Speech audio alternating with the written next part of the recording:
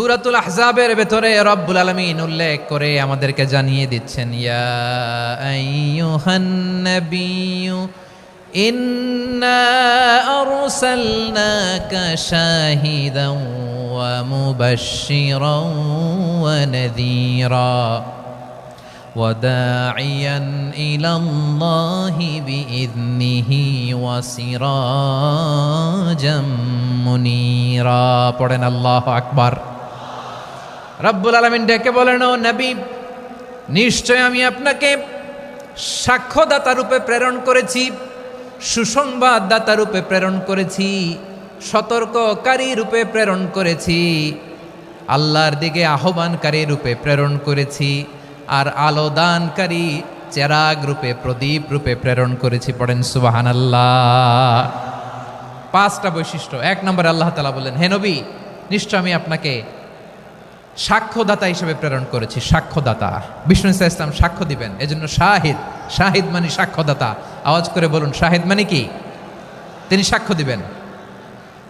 মুবাশশির, 2 নম্বর বৈশিষ্ট্য হচ্ছে তিনি মুবাশশির। মুবাশশিরুম বিরাহমাতিল্লাহি ওয়া বিল জান্নাহ, তিনি আল্লাহর রহমতের সুসংবাদ দেন, তিনি আল্লাহর জান্নাতের সুসংবাদ দেন। সুবহানাল্লাহ পড়েন। 3 নম্বর বৈশিষ্ট্য হচ্ছে নাযীর, তিনি সতর্ককারী, ওয়ার্নার, তিনি সাবধান করতে এসেছেন, রিমাইন্ডার দিতে এসেছেন যে আল্লাহর পথে যদি না চলো, শিরকি কাজ যদি না থামাও, তাহলে এমন আযাব আসবে আল্লাহর পাকড়াও থেকে তুমি বাঁচতে পারবে না। তিনি নাযীর। বিষ্ণু ইসা ইসলামের 4 নম্বর বৈশিষ্ট্য হচ্ছে দাঈয়ান ইলাল্লাহ, তিনি আল্লাহর দিকে আহ্বানকারী। এই যে আমরা আমাদেরকে পরিচয় দেই যে আমরা দাঈ, বলি না? বলি যে উনি হচ্ছেন একজন দাঈ ইলাল্লাহ। বহু বচনে আমরা বলি আদ-দুআত ইলাল্লাহ। এটা কোরআনের এই আয়াত থেকে এসেছে। সুবহানাল্লাহ পড়েন।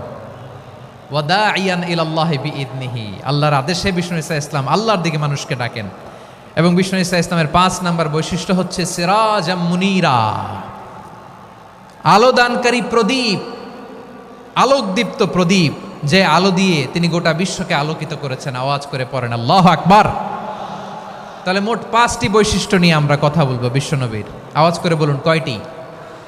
1 নম্বরে হচ্ছে শাহিদ, বিশ্বনবী সাক্ষী দিবেন। কি দিবেন?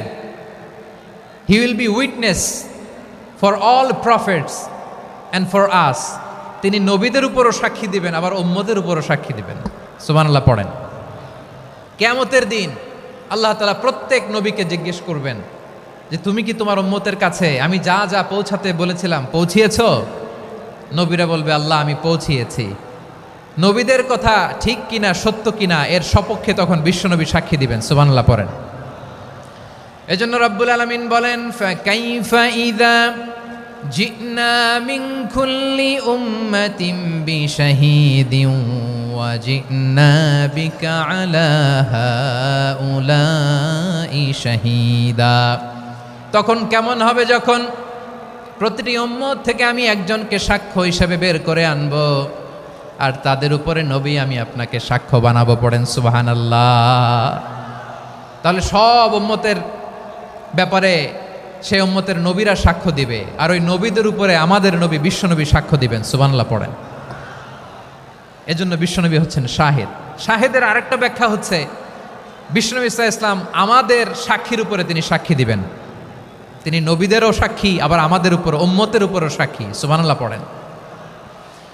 রব্বুল আলামিন বলেন, وَكَذَلِكَ جَعَلْنَاكُمْ أُمَّةً وَسَطًا لِتَكُونُوا شُهَدَاءَ عَلَى النَّاسِ وَيَكُونَ الرَّسُولُ عَلَيْكُمْ شَهِيدًا।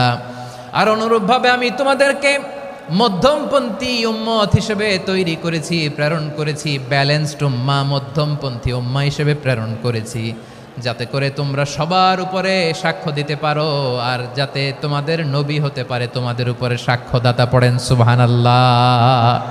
আমরা হচ্ছি ব্যালেন্সড উম্মাহ, আমরা সবার ব্যাপারে সাক্ষ্য দিব, আর আমাদের উপর সাক্ষ্য দিবে স্বয়ং বিশ্বনবী। সুবহানাল্লাহ পড়েন।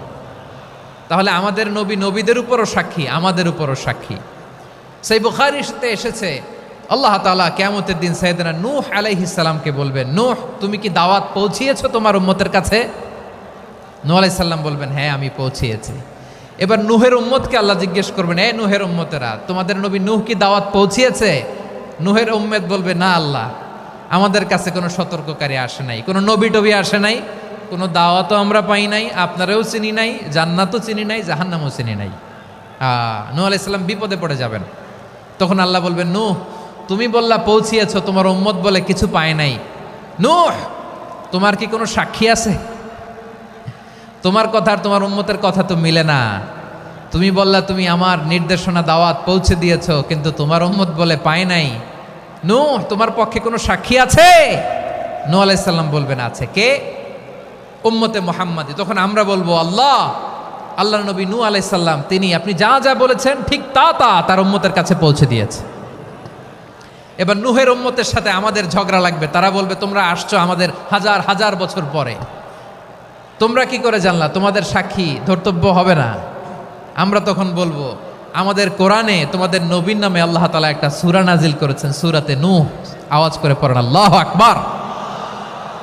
আমরা বলবো, আমাদের কোরআনে তোমাদের নবীর কথা আল্লাহ আমাদেরকে জানিয়েছেন, দিন রাত এক করে তোমাদের কাছে তিনি দাওয়াত পৌঁছেছেন। তোমরা কানের মধ্যে হাত দিয়ে রাখতা, চেহারাটা কাপড় দিয়ে ঢেকে রাখতা, আল্লাহর নবী নূহকে পিটিয়ে ছালা দিয়ে পেঁচিয়ে তোমরা পাহাড়ে তুলে রেখে আসতা। সব আমরা জানি।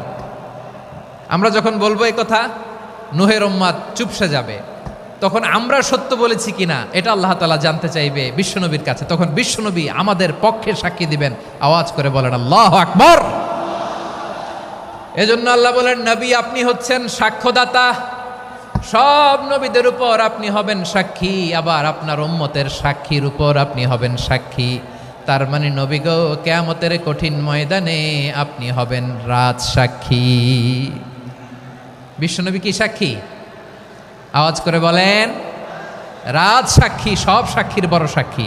এজন্য বিশ্বনবীকে আল্লাহ তাআলা প্রথম যে বৈশিষ্ট্যটা দিয়েছেন সেটা হচ্ছেন শাহিদ। তিনি সাক্ষ্যদাতা, witness for all messenger of God and for all of us. সুবহানাল্লাহ পড়েন।